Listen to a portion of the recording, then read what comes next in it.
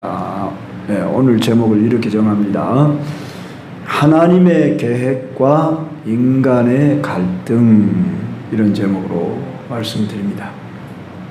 오늘 이 본문은 사후에 이스보셋을 세운 이 아브넬 군대 장관을 중심한 사울가와 그 다음에 요압 장군을 중심한 다윗 왕가의 이제 긴장과 갈등 또한 분쟁을 보게 됩니다. 자, 군대 장관으로 있는 이 아브넬은 다윗을 대적하며 하나님의 뜻을 거스리고 이제 몰락한 사울 왕가를 이스보셋이라고 하는 사울의 넷째 아들을 왕으로 내세우며 대적에 나섰습니다. 반면에 다윗가는 요압 장군을 중심해서 지금 두 왕가가 서로 다툼을 갖게 되었습니다. 우리가 앞전에 살핀 바에 의하면은 먼저 아브넬이 싸움을 걸어왔고 요압도 당당하게 같이 충돌하게 되었습니다. 그래서 청년들끼리 서로 쉽게 하면 무술 싸움을 걸어서 서로 머리채를 잡고 찔러대고 죽고 죽는 이런 일이 있었습니다. 그 후에 이제 여기 아사헬이라고 하는 이 사람은 다윗의 30용사 중에 하나라 이렇게 일컬어질 만큼 그의 두 형 요압, 아비새와 함께 다윗의 군대를 지휘하던 사람으로서 매우 발이 빨라서 오늘 18절에 보니까 들노루같이 빠르더라 그랬습니다. 그래서 자기의 그 뭐랄까요, 특기, 발 빠르게 하여간 움직일 줄 아는 그 자기의 기술을 믿고 또 지금 저 아브넬 장군을 내가 죽여야만이 이 지금 나라를 잠잠하게 할 수 있다 그렇게 생각을 하고 자기 기술, 자기의 어떤 힘을 믿고 지금 아브넬에게 싸움을 걸어왔습니다. 지금 두 나라 간에는 전쟁이 있는데 두 나라라기보다도 한 나라가 분열돼서 지금 이렇게 한 나라 안에 두 장수를 중심으로 하고 두 왕이 세워져서 싸움이 일어났습니다. 자, 아사헬이 아브넬을 막 쫓아갑니다. 그럴 때 아브넬은 이 아사헬 보고 나를 쫓지 말아라. 네 형 요압을 보아서 내가 어찌 너를 죽일 수 있겠냐 했지만 이 아사헬은 자기의 그 힘을 또는 기술을 믿고 또한 자기의 어떤 그 충성심이라고 할까요? 만용이라고 해야겠죠. 그래서 이 아브넬은 노련한 장수다 그러면은 아사헬은 젊은 장수다 이렇게 봐야죠. 그런데 지금 이 아브넬을 쫓으니까 아브넬이 너는 나 쫓기를 그쳐라. 내가 왜 너를 땅에 엎드려지게 하겠냐. 그러나 물러가기를 거절해서 아브넬이 창 뒤끝으로 이 모습을 한번 보니까 아마 말을 탔다 그러면은 지금 누가 앞서고 있어요? 아브넬이 앞서고 있고 또 그냥 이렇게 도보로 서로 도망치고 또는 쫓고 그런다 그러면은 아브넬이 앞서고 있는 상태라 그걸 알 수 있죠. 그래서 창을 들고 뒤로 이렇게 찔렀다는 것입니다. 그랬더니 아사헬이 그 창을 맞고 죽게 됐다. 그러면 이 아사헬의 형이 요압과 아비새란 말이에요. 그래서 자기 동생을 죽였기 때문에 이 요압과 아비새가 계속 아브넬을 쫓아왔단 말이에요. 군사들이 지금 서로 이렇게 지금 싸움을 벌였는데 오늘 전체적인 내용을 살펴보니까 이런 내용이 있어요. 해가 졌다. 24절 보면은 요압과 아비새가 아브넬의 뒤를 쫓아 기브온 거친 땅, 기브온은 저 사울 고향 땅인 것 같죠. 거기까지 이를 때 해가 졌고 베냐민 족속, 자 베냐민 족속은 사울가의 그 지파 아닙니까? 그들이 함께 모여 아브넬을 따라 한 무리를 이루고 작은 산 꼭대기에 섰더라. 그랬을 때 아브넬이 요압에게 외치기를 칼이 영원히 사람을 상하겠냐, 마침내 참혹한 일이 생길 줄 알지 못했냐. 이 무슨 말이냐 하면은, 야 우리 그렇게 계속 싸우면 끝이 언제 나겠냐, 그만 싸우자. 그러면서 이제 자기가 싸움을 중단할 걸 먼저 요청을 해요. 네가 언제 우리에게 그의 형제 쫓기를 그치라 명령하겠냐. 쫓기면서도 이 아브넬이 그렇게 말하니까 요압이 그 말을 듣고 이제 또 해도 지고, 그래서 전쟁을 거기서 멈췄다. 요압이 나팔을 불니까 이스라엘을 쫓아가는 일을 멈추고 아브넬과 그 부하들은 밤새도록 걸어서 마나임까지 이르렀고, 요압은 아브넬 쫓기를 그치고 돌아와 이제 숫자를 세보니까 19명이 죽고 아사엘도 없어졌다. 그런데 31절 보니까 저 아브넬에게 속한 자들은 360명이 죽었다. 훨씬 몇 배나 더 많았습니까? 10배도 더 많게 지금 누가 패하고 있습니까? 자, 아브넬 쪽이 이제 많은 숫자가 죽었습니다. 자, 어느 쪽이 많이 죽었냐, 덜 죽었냐, 지금 그게 문제가 아니라 오늘 여기서 무엇을 우리에게 교훈해 주고 있느냐 할 때에, 지금 이 사건은 다윗 왕국이 세워지는 과정 속에 네 분이 일어났습니다. 그랬을 때에 오늘 핵심된 구절이 3장 1절입니다. 그래서 제가 3장 1절까지 오늘 본문으로 삼았습니다. 사울의 집과 다윗의 집 사이에 전쟁이 오래매 다윗은 점점 강하여 가고 사울의 집은 점점 약하여 가니라. 자, 하나님께서 이 다윗에게 일찍이 사무엘을 통해서 기름을 부었습니다. 자그마치 한 15년 전에 기름을 부었는데, 아니 왜 하나님은 이렇게도 더디게 바로 통일을 안 주실까? 기름을 부어 하나님이 다윗을 세웠으면 사울도 죽었으니까 좀 모든 일들이 평정을 이루고 나라가 잘 설 수 있도록 이렇게 마련해 주면 좋지 않겠냐, 이런 생각이 듭니다. 자, 여기서 우리는 하나님의 계획, 하나님의 뜻과 인간의 이 문제 속에서 우리는 갈등을 갖게 됩니다. 그럴 때 이 다윗이 어떤 태도를 취하고 있는가를 우리가 봐야 됩니다. 다윗이 결코 서두르지 않더라는 것입니다.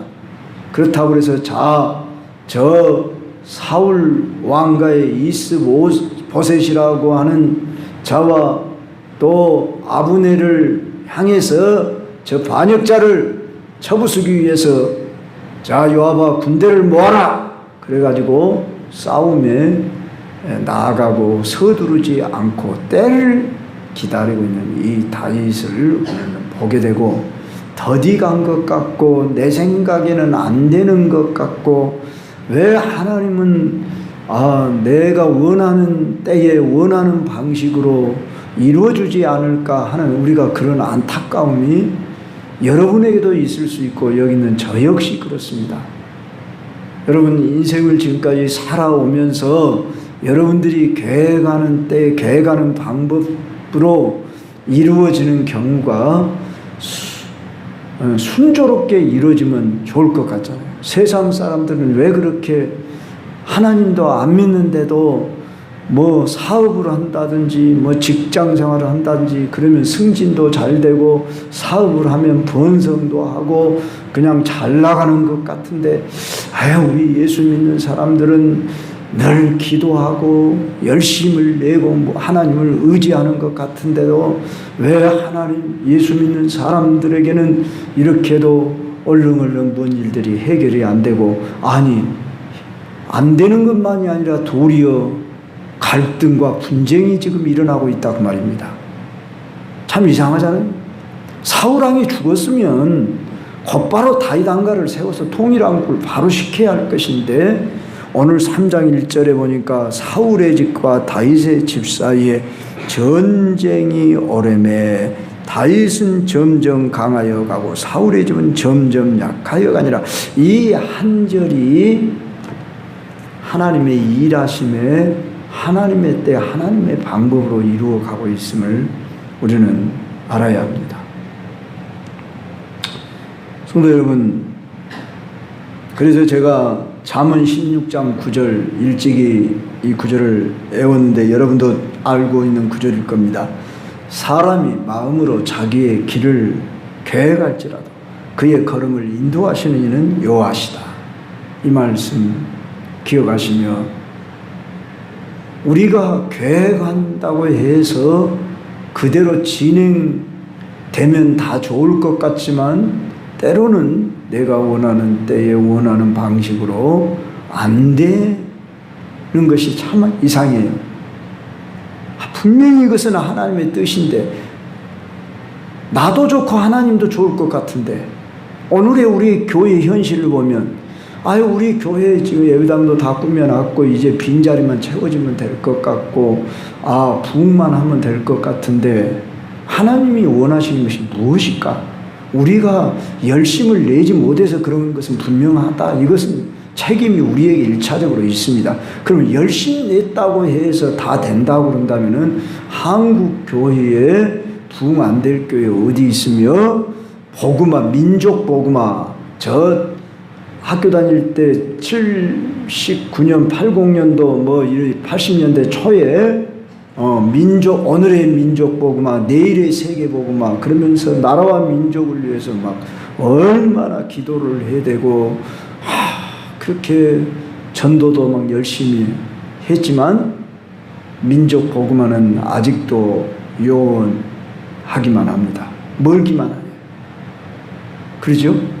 한때 20%까지 우리 한국 교회가 이렇게 믿는 사람이었는데 지금은 교회 다니는 숫자로 말하면 한 500만에서 600만 정도밖에 안 된다.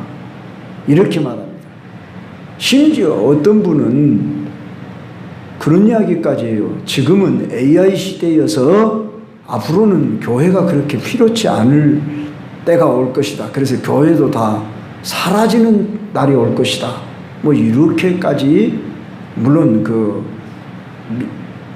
믿음이 있는 사람이 그렇게 말하는 것은 아니다고 보아지지만 심지어 이런 식으로 이해하는 오늘의 우리 한국 교회와 세계 모습을 볼 때에 세속화되어지고 점점 타락화의 길로 가고 물질 문명이 이렇게 사람들을 미혹하고 그래서 믿는 사람들이 점점 줄어들고 또 이단들이 득세하고 그러니까 난립화 다양화 되어져서 교회는 앞으로 이제 문 닫는 교회들이 많을 것이다. 이렇게까지 보지 않습니까? 물론 현실적인 문제인 것은 사실입니다. 그렇지만 우리는 하나님의 교회는 승리하도록 되어 있습니다. 요새 요한계시록에 그 핵심이 뭐냐면은 교회는 승리한다. 그것이 가장 주제입니다. 그래서 오늘 우리는 이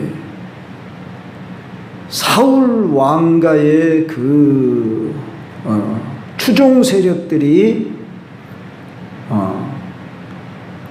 계속해서 이렇게 다윗 왕가를 괴롭히는 상황에 있어도 결국은 사울 왕가는 점점 약해질 수밖에 없다. 이렇게 저자는 기록한 대로 이후로 우리가 살펴보면 왜 그런가 하면은 이 다윗 왕가가 무엇이고 사울 왕가가 뭐냐, 구속사적인 의미로 우리는 성경을 봐야 합니다. 그러면 하나님은 다윗에게 사무엘하 7장 12절로 16절에 내가 너로 말미암아 이제 메시아를 보내주리라 이렇게 약속을 합니다. 그래서 내가 너와 영원히 함께하리라 이렇게 약속을 해줘요.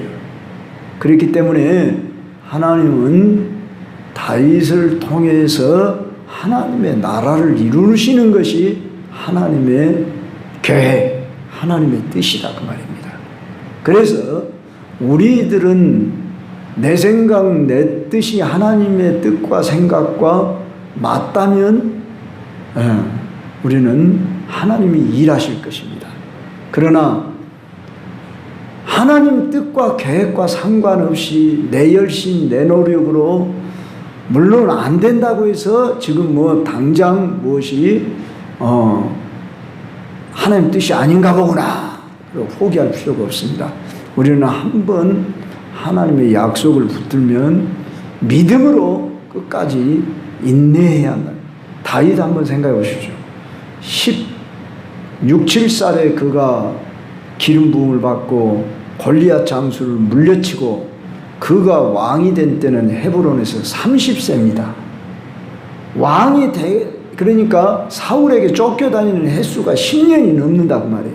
그리고 왕이 됐는데도 불구하고 지금 이 사울의 잔존 세력들이 괴롭힌다고 말입니다. 그렇다고 해서 다윗은 그들을 동족을 해하면서까지 싸우면서 자기의 왕국을 세우려고 급하게 서두르지 않고 때를 기다리고 있고, 물론 그의 부하들이 지금 나가서 싸우고 있는 것을 다윗은 하나님의 때를 기다리며 인내하고 있음을 보게 되는 것입니다. 싸움을 누가 먼저 걸어왔습니까? 저 사울의 왕가의 잔존 세력인 아브넬이 잘못된 충성심에서 그리고 하나님 뜻과 거슬려 자기의 출세 영달을 위해서 이런 일을 행했습니다.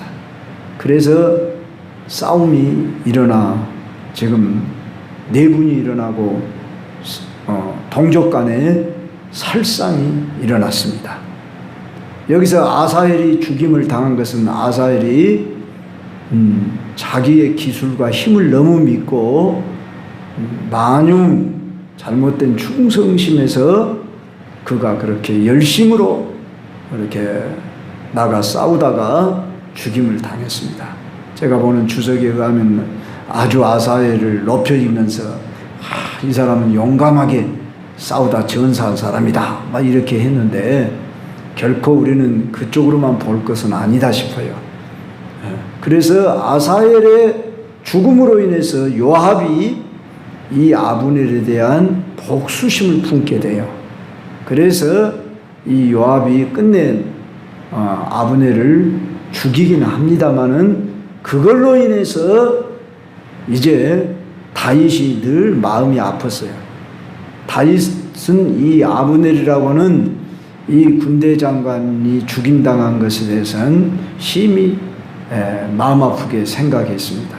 그래서 다윗의 뒤를 이은 솔로몬이 이제 이 요압을 또 죽이는 일이 있는 거예요. 요압이 아브넬을 죽이니까 또한 요압이 그 복수심에서 이렇게 물론 자기 동생을 죽였으니 얼마나 참 분이 나겠습니까? 그럴지라도 싸운 전쟁터에서는 죽을 수도 있고 그러지 않습니까? 그리고 너는 나를 따라오지 말아라. 나는 너를 죽이지 않으련다 했음에도 불구하고 아사엘이 끝까지 이 아브넬을 죽인다고 다가왔기 때문에 죽음을 당한 것입니다.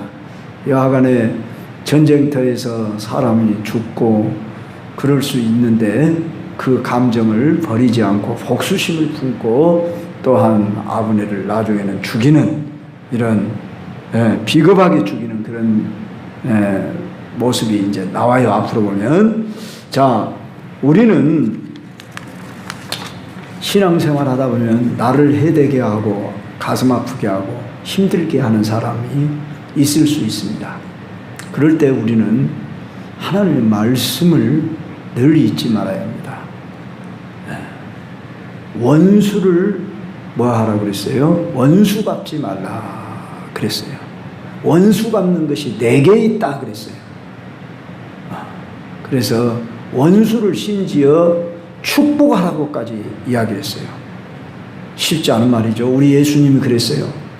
원수를 위해서 축복하면은 그 머리에 숯불을 쌓아놓는 것이다. 돌아가신 정규호 목사, 광주중앙교 원로 목사요, 광신대학교 명예총장이라기 할란지 돌아가셨으니까 그 정규호 목사님이 그런 설교를 했던 것이 지금도 기억이 납니다. 좀 어려운 한문자인데요. 어렵다기보다도 잘 안 쓰는 말이 이의 복수, 사랑으로서 복수한다 그런 말입니다. 이 자를 써서 사랑으로서 사랑의 자를 써 복수한다 그런 제목을 설교했던 것을 내용은 다 생각이 안 나도 그 참 설교 제목이 특이해서 지금도 제가 기억이 나는데 성도 여러분 쉬운 이야기가 아닙니다. 우리가 원수를 사랑한다, 용서한다, 쉬운 일이 아닙니다. 그러나 우리는 성경의 말씀대로 순종해서 나를 미워하고 늘 해되게 하는 사람까지 우리는 용서할 수 있고 축복해 줄 수 있다면 이게 그리스도의 사랑이라는 것입니다. 그러나 구약은 어떤 그 사랑을 요구하는 책이라기보다도 구약은 율법 아래 속에서 그 눈에는 눈, 이에는 이 동해 보복법이라고 합니다. 그래서 그 율법 아래에서 나에게 해되게 하는 자에게는 그만한 대가를 지불하고 그렇게 책임을 그에게 전가시키는 이러한 시대 속에 기록된 말씀이기 때문에 물론 그 정신은 구약시대도 원수를 사랑하라고 하는 말씀이 있어요. 그렇지만 그들이 그런 말씀을 지킬 만한 그런 성숙된 신앙에 이르지를 못했습니다. 우리 예수님은 어땠습니까? 자신이 핍박을 받고 또한 죽임을 당하는 그들까지 죽이려고 다가서고 미워하고 창으로 찌르고 못을 받고 창을 찌른 것은 예수님이 운명하신 뒤에 찔렀기 때문에 예수님이 아픔을 못 느꼈지요. 자, 때리고 침뱉고 이렇게 예수님을 괴롭히는 이러한 사람들, 그리고 더 참 가슴 아픈 것은 자기 동족들이 예수님을 막 비난하는 그런 가운데서도 저들이 하는 일을 저들이 알지 못합니다. 저들의 죄를 용서해 주십시오. 이렇게 할 수 있었던, 참으로 우리 예수님은 사랑의 실체이신 분으로 실천하셨습니다. 그러면서 제자들에게 용서하고 사랑하라고 가르친 이 우리 예수님의 본을 오늘 우리들은 배우고 따라야 합니다. 우리는 이렇게 할 수 있는 힘과 근거가 뭐냐면 예수 그리스도의 십자가의 사랑을 받았기 때문이고 성령이 하나님의 사랑으로 말미암아 우리에게 부음바 되어졌기 때문에 우리는 할 수 없다 그렇게 말하면 안 되죠. 나로서는 할 수 없지만 내 안에 계신 예수님이 우리를 위해서 그렇게 친히 십자가를 가셨다. 그리고 우리에게 부탁하셨다. 그러므로 예수님의 그 사랑으로 성령의 역사로 성령이 인을 치시고 우리 안에 내주에 계십니다. 이것을 인정해드리고 내 인간의 힘으로는 도저히 할 수 없을 것 같지만 우리 믿음의 선배들인 손양원 목사님을 비롯해서 정말 실천한 사람들이 얼마든지 있지 않습니까? 성경 속에서는 스데반 집사 같은 분도 돌팔매를 맞으면서 저들의 죄를 용서해 주소서 그러고 순교를 했던 것을 보게 됩니다. 그러므로 우리는 이 지금 요압이 아브넬을 끝까지 쫓으며 또 비겁하게 나중에 죽입니다. 아브넬을 전쟁터에 죽인 게 아니라 이제 죽이게 되는 그런 일들이 있습니다. 그로 인해서 이제 이런 모습을 보면서 동족 간의 이런 복수심은 결코 선을 이루지 못할 뿐만 아니라 하나님을 기쁘시게 하지 못하기 때문에 그 죄가 자기에게 다시 되돌아갑니다. 그래서 자기가 또한 죽음을 면치 못하게 됩니다. 성도 여러분이 오늘 또 우리는 교회나 공동체 내에서 다툼과 분열이 하나님의 사역을 방해하고 불필요한 고통을 초래할 수 있다는 것입니다. 내가 누구 편이냐? 그래가지고 지금 이 아브넬과 요압을 중심해서 전쟁이 일어났습니다. 그런데 빨리 끝나면 좋을 것 같은데 오늘 3장 1절 말씀을 다시 기억해야 합니다. 사울의 집과 다윗의 집 사이에 전쟁이 오래매 다윗은 점점 강하여 가고 사울의 집은 점점 약하여 간다. 하나님의 계획이 있으시다고 합니다. 하나님의 시간표가 있으시다고 합니다. 내가 가만둬버려도 다 저들이 약해지도록 만들려면 얼마든지 하나님이 만드신다고 말이에요. 내가 안갚음을 해야만 되는 것이 아니라는 말입니다. 오늘 또 우리는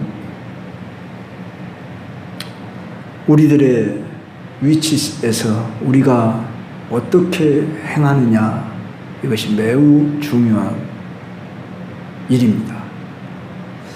특히 저를 비롯해서 이제 중직자 되신 여러분들이 이런 부분에서 우리가 항상 하나님의 계획, 하나님의 뜻 이것을 앞세우고 때를 기다리며 살아가야 합니다.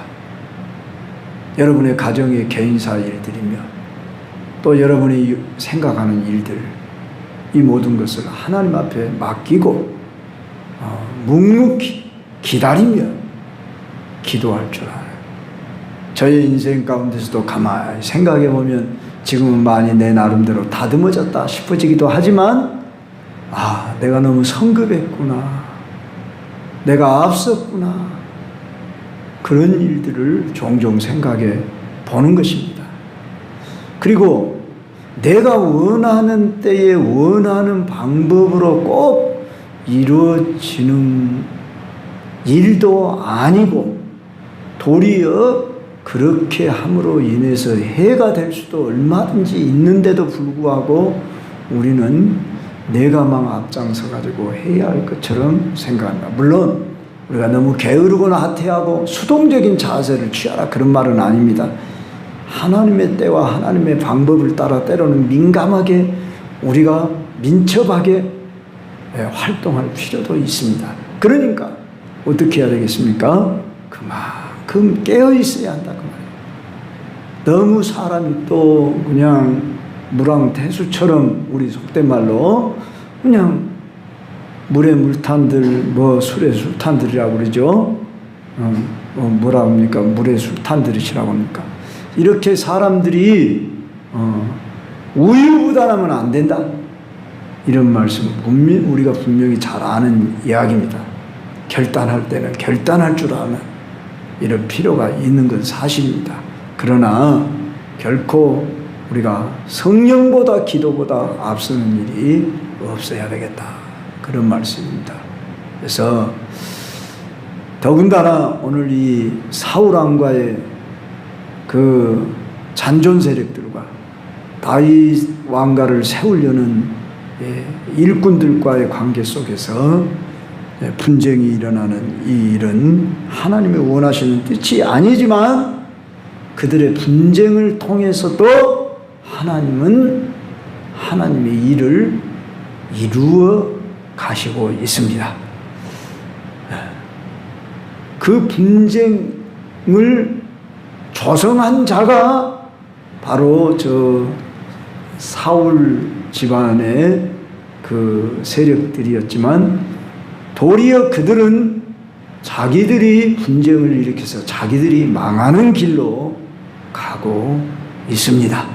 그래서 앞선다고 빨리 한다고 좋은 일도 아니고 물론 더딘다고 그것이 꼭 잘못된 것만도 아닐 수가 있다는 것을 알면서 무엇이 옳으냐 그러냐는 하나님의 뜻이 계획이 무엇이냐 내가 구하고 있는 것이 내가 원하고 있는 것이 누구를 위한 것이냐 하나님이 원하시는 일이라고 그러면 하나님이 원하시는 방법대로 하나님이 반드시 이루실 것입니다.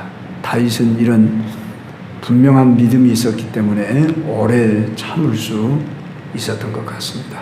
오늘 우리도 말씀을 기억하며 이제 하나님이 강하게 하셔야만 강해질 수 있고 하나님의 뜻이 아니면 대적자들을 다 물리치시고 그들을 약하게 해서 다 그들이 패배하는 길로 멸망하는 길로 나아갑니다.